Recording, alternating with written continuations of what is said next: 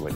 I think that any character who in any way was a martial artist, you'd have to say that they owed their origin in some way to Bruce Lee, because he was the first one to make Westerners aware of that type of fighting and that type of a way of life.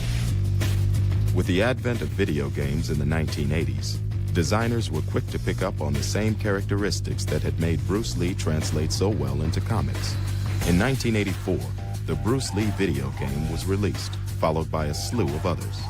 These included Dragon, the Bruce Lee story, and Bruce Lee, Quest of the Dragon, as well as numerous other games which took their inspiration from the king of martial arts. Be water, my friend. One thing we could definitely give Bruce Lee credit for is his inspiration into the martial art video games. You will notice that there's not one martial art video game that doesn't have a Bruce Lee character in it. If you even go back to the Street Fighter series or to Mortal Kombat.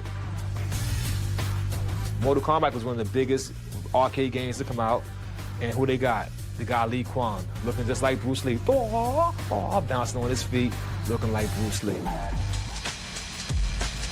Ralph LeMaitre is a senior games producer at the telecommunications giant Nokia. When the company wanted to develop a martial arts-inspired video game for their Engage platform, they turned to Ralph. I loved Bruce Lee. That was the inspiration for the whole thing. I wanted always to do a martial arts game because I want to do something Bruce Lee-like. But translating Bruce Lee's dynamism and fighting style into a game is no mean feat.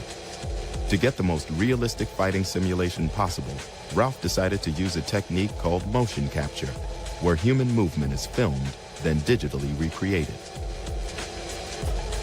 After an extensive search, Ralph found the man he thought best captured Bruce Lee's speed and fighting style, a Jeet Kune Do instructor from Glasgow named Tommy Carruthers.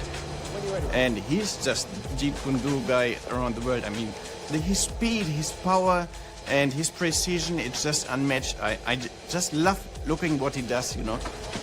And we shot, I think, 7 days, motion capture. We done all the footwork, punches and kicks, and we done the stunt work and fight choreographer, which was pretty hard work and pretty good, exciting, and something different. I've never done anything like that before. The characteristics that have made Bruce Lee translate well into video games and comics have also been a gift to advertisers.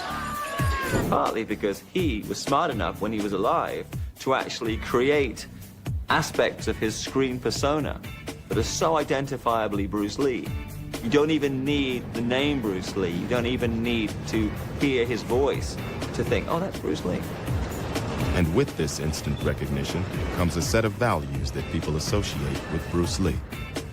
Bruce Lee defines Kung Fu. If you want to reference sort of strength and sleekness and speed and power, Bruce Lee is shorthand for all of those things. What they're trying to sell is an image of perfection. Right, here's a guy who's really good at what he does, so my product is that good. So I can understand what they're doing. The Bruce Lee brand can represent many things. There are many characteristics that he had, many aspects to his personality.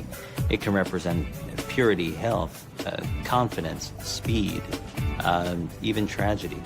Ari Merkin is the CEO of the New York advertising agency, Toy. As well as being one of the most awarded creative directors in the world, he's also a huge fan of Bruce Lee, using him as the inspiration for many of his commercials. Bruce Lee influenced me tremendously. Creativity is about sort of spitting out what you've got inside, you know, the things that have influenced you, the images that have stayed in your mind. Bruce Lee and all of the things that I took away from his movies always stayed in my mind. Bruce Lee's image has been used in hundreds of advertisements around the world to sell everything from cars by BMW, Levi jeans, and confectionery. Well, that's funny. I mean, Bruce Lee's image to this day is still used by many advertisers from so many diverse companies, from Mars bars to drinks in Japan to candy to many other things, because Bruce Lee sells. In this Mars bar ad, a Bruce Lee lookalike is being attacked, but instead of using nunchucks, he opts for a far less threatening weapon.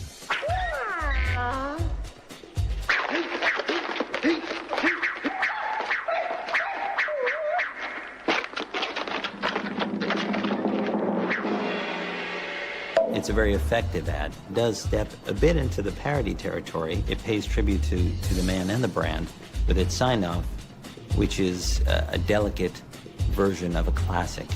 The ad manages to acknowledge Bruce Lee movies as classics, thereby elevating the brand, thereby elevating the product. It's a win-win for both. The Mars Bar ad is one of a long line of commercials that pokes fun at Bruce Lee's image. It's become okay to make fun of Bruce Lee a little bit. 35. So when you get advertisements like the Brisk Iced Tea commercial, in which he's fighting the Karate Kid, I don't think anybody's offended by that. It's fun. Brisk, baby!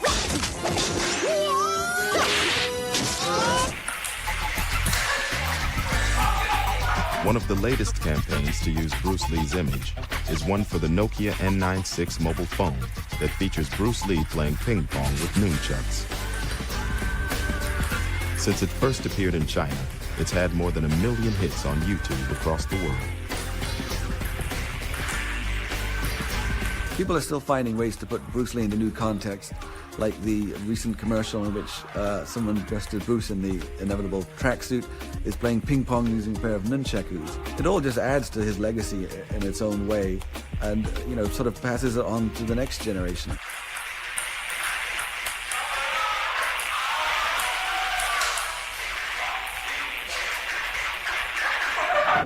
It's been more than 35 years since Bruce Lee's death, but there appears to be no let-up in interest, with numerous projects in the pipeline.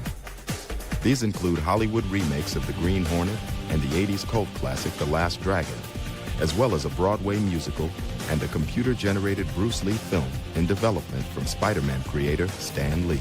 It's a fictional action movie in which we found a way to have Bruce Lee appear in this movie.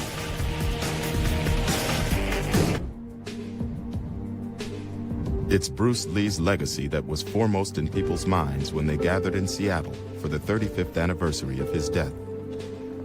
He's buried alongside his son Brandon, a rising actor who died in a tragic accident on the set of the film The Crow. Bruce Lee's grave has become a mecca for fans, with thousands turning up each year to pay their respects. Linda and Shannon have returned to celebrate the life of a devoted actor, husband, and father. They're joined by more than 400 people who have traveled from as far afield as Lee's ancestral home of Shunda in China. We are so proud of him because he's Chinese. It's a weekend dedicated to Lee's teaching as top Jeet Kune Do experts perform demonstrations. It's also a chance for Shannon and Linda to discuss how they are keeping the legacy alive, with plans for the first Bruce Lee Museum on U.S. soil in Seattle, known as BLAM. That's the Bruce Lee Action Museum. So she wanted it to represent movement and action and taking action, and make it also about community, research, philosophy, education, foundation, all of those different things. It's July 20th, the day of Bruce Lee's death, and Linda, Shannon, and many of Bruce Lee's family and friends have gathered at his graveside to pay their respects. This is Bruce's gravestone. In front of it is a book. And on the book it says, "Your inspiration continues to guide us toward our personal liberation." It's the journey that's important, it's not the destination. Bruce Lee is also being remembered in other ways, with statues being erected to him in China and Los Angeles to follow those unveiled in Hong Kong and Bosnia, where he was chosen as a symbol of the fight against ethnic divisions. A spokesman said, "We will always be Muslims, Serbs, or Croats, but one thing we all have in common is Bruce Lee." It's been more than 35 years since the death of the man universally hailed as the king of martial arts movies, a man who changed the worlds of film, philosophy, physical fitness, music, and the arts. A man who died aged 32 before seeing the impact he created. A man who changed the world forever. His impact was so incredibly powerful. I mean, you know, he just really hit